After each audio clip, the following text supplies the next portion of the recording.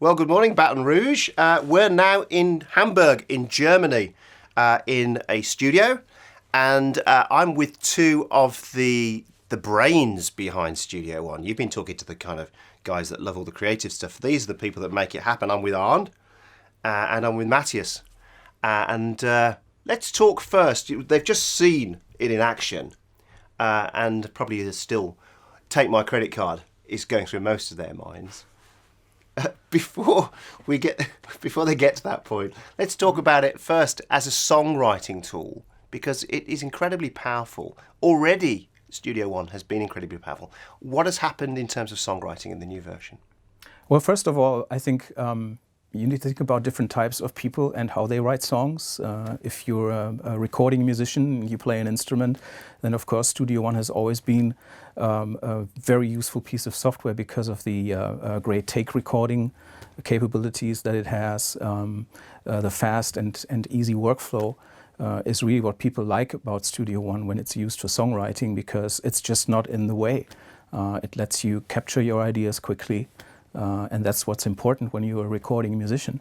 But with this version, we really wanted to focus more on who I call the creative producer, who's using the computer itself like a musical instrument, who may not even play an instrument. So that's why in this version, we focused on things like a more powerful instrument engine, more sounds that are included, a huge loop library that's included. So you get a lot of material that you can use if you want to create an arrangement quickly. So that helps a lot for songwriting. But then also for electronic musicians, we've added features like step record mode, which is something that has been requested for a long time. And we've also added a new class of plugins called note effects. And with these note effects, which are great for electronic music, you can just do things nobody could ever play. So all of these new tools are now at hand when you're songwriting, maybe more from an electronic music direction with the new version of Studio One. Now, Matthias, you're chief architect. That's a big title. It means that you're the guy that gets to decide almost what goes in. Is there a challenge for you as the kind of guy that's kind of building the architecture? When you see feature after feature being requested in forums, how do you make a decision when you come to add a new feature? And I saw the release before it ever came out. 14 pages, I think, of changes is on the release document. So what's in the decision-making process for you as the architect? I mean, in general, it's not my decision what exactly to put in there. It's a team that makes the decision, and basically we pick certain types of users. So we set a very specific focus for each release, which target customer we want to make happy, because we cannot make everyone, all these different types of DAW users happy with a single release. So we have to put this focus, and we have a long list, like what we call a backlog of features, and as soon as we have defined this focus, we create like these bundles of things that fit into this context, that fit into each other.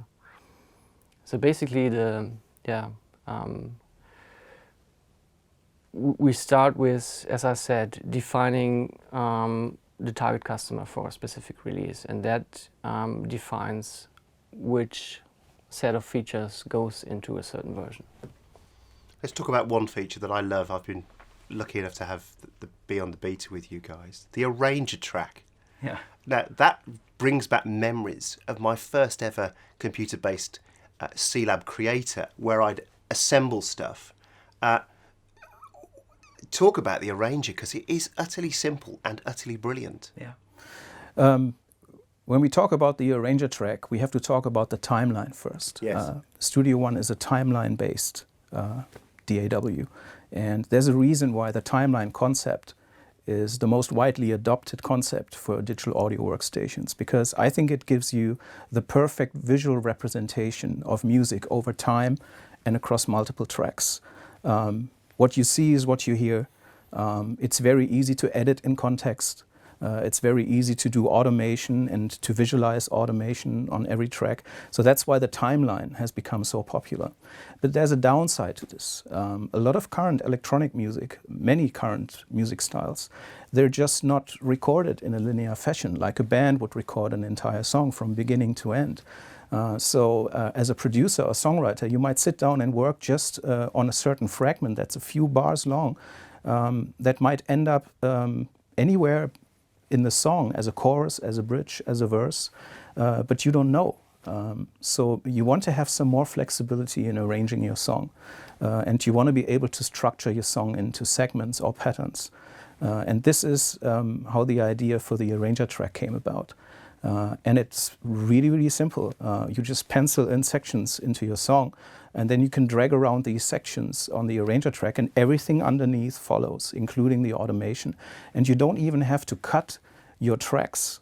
You can use a live recording, ideally that has been recorded to a click, and you can also pencil in your sections and drag pieces around, and they will automatically be cut at the right points and placed in the right position. It actually reminds me when most people don't realise that before Pro Tools there was a product called Sound Designer from DigiDesign, which was their first ever tool, which was the way that you assembled stuff was you created segments and then it was like a database. You moved the list around. So for classical people as well, doing long classical recordings, this is a godsend to be able to reassemble edits. Let's talk about Scratchpad actually, Matthias, because that for me, you talked about the way that people create music. For me, I'm using these in reverse. I'm getting a track, and then I'm thinking, I'm now going to mess around with that track without destroying the underlying basis of that track.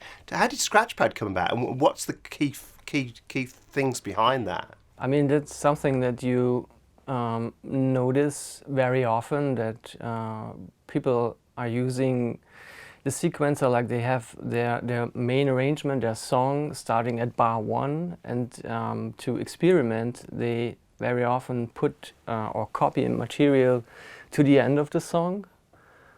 So this is basically what we did with the Scratchpad. We basically just split the timeline vertically. So the workaround that users are intuitively are using by putting material at the end of the song is basically what we've built into a feature. So we are splitting the timeline, and in fact the data is really at the end of the song. And then the next Scratchpad... Oh, that's a secret. Yeah, literally is... You heard it here first. even further down the timeline. So yeah, it's true. There is only one timeline, but you don't notice. The Scratchpads are completely independent, so they start over at bar 1, and you can have as many as you want. So you're never gonna have to deal with stuff that's suddenly playing at the past the end of your song. Really, the idea came to me when I listened to songs that users would send me to show me a certain feature request or a problem that they found, and I would listen to the song, let it play, and then suddenly there was music again, minutes later, and I realized, well, there's more stuff at bar 450. So I started to listen to this stuff and try to figure out what they did. And usually it was a variation of something that was also used in the main arrangement, or it was something that had been removed from the main arrangement, but apparently the user didn't want to delete it. So this is where the Scratchpad really comes in handy. You can keep things sort of in storage that you want to keep with the song, but they're not actually part of the song. You could as well copy the entire song into a Scratchpad and use a Scratchpad as a completely new arrangement if you want to do a remix. Actually, some of the demo producers that we're working with already send us their demo song in multiple variations using the Scratchpad. So it's a great way of working on smaller segments. It's a great way to hold material that is not included in the main arrangement, or it's great to have a complete alternative arrangements of a song. Or an example, if you're a film composer and you've got to do like a 1 minute segment and a 30 and a 15, you can create those different versions in Scratchpad, and then you haven't destroyed the original composition, which is fantastic. So that's making things quicker. Browser has always been a really core feature in Studio One. The one thing I noticed straight away when I started using Studio One was how much I could drag and drop stuff, I started finding really cool tricks. So, but you haven't got complacent with the browser either, have you? The browser has gone up a level, yeah? Yeah, I mean it's one of the, as you said, one of the major things, like the fundamental things in Studio One, that we have this browser that supports drag and drop in both directions, so you can bring your material in, but you can also drag like plugins into the browser to save a preset, or even you can drag audio and upload it to SoundCloud by just dragging it from the arrangement into the browser. And of course, with each version, we're going to improve this area of Studio One. So what did we do? We added musical search, like tag-based search for the factory content, and also for add-on content that will be available. We added just nice little thumbnails to make it faster to find your plugins, because I mean people today they have really lots of plugins, and it's kind of nice to visually like be able to grab a plugin. Also, if you're using touch input, so not the mouse but touch input, you have a bigger area to grab things in the browser if you turn on the thumbnail views. And another thing that we did was adding the cloud tab, which I mean we always had web connectivity in Studio One, and that's also one of the key things that sets Studio One apart from the competition, like this direct web connectivity. Yeah. I tried to break it. I've put some ridiculously silly search terms in, and it's pretty clever. Is that working off meta tagging, or is it just working off? Can people meta tag their own content in that browser? No, it's in this version. It's for the factory content and for content available in our shop. So user tagging is not yet implemented. But there's cool things like I've got a massive library. I've got nearly a terabyte of sounds, and I put if you put like rock bass A in, it will find all the rock basses in A. Yeah. In my library. It's pretty cool like If you start from the home tab, yeah.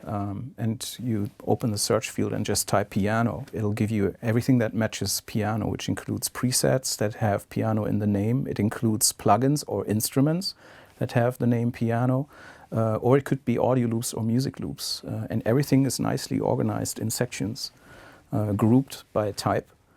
So if you're searching, probably the best place to start would be open the browser at the Home tab and just enter search terms into the search field and see what happens. It's good fun, actually. Yeah. And it kind of breaks them into... When I've been using it, it gets a word and it sort of markers it, almost like when you use SoundCloud. It's got a very similar... when you put a word in, it breaks that word in. It's smart enough to know that that's now bass, and then the next word, it doesn't go bass amp. Mm-hmm. That's the tags, like the... Yeah. That's how that's tags. Working. Yeah. Okay. Before we head back to the heat of Baton Rouge, tell us about some of the other features that people should be looking out for. There's loads. As I say, 14 pages were in the document you sent me. Yeah. Just give us some of the headlines, and we're going to come back later and unpack some of them. But give us the headlines right now. Well, we talked about songwriting and arranging tools like the arranger track with the scratch pads, and I think they always belong together because they work hand in hand. But on a lower level, we have the step record mode. And the new note effects, which are great for electronic music. On the sound side, definitely our new virtual instruments, Mai Tai and PreSonus XT, which are both based on our new instrument engine that we developed into the Studio One framework. We also added a few plugins, like a bit crusher and a rotor plugin, which is great with the new organ sampler instruments that we have in PreSonus XT. Highlight for me is definitely the extended effects chains and the multi-instruments, because on the plugin level and on the instrument level, you basically have complete creative freedom in combining multiple effects or multiple instruments. So again, this helps songwriting because in many cases, at least for me, very often a sound is the spark that basically initiates the songwriting process for me. So playing with the sound is where you get your ideas from, I think. Can I mention, as a laptop user, one of the lovely features that I've found really useful is the way now you can link the collapsing of folders with the mixer window. So when you're mixing on a laptop, I flew over here today from London, I've got a small laptop screen, and if I'm just mixing the drums, just the drums show in my console, in colour as well, may I add.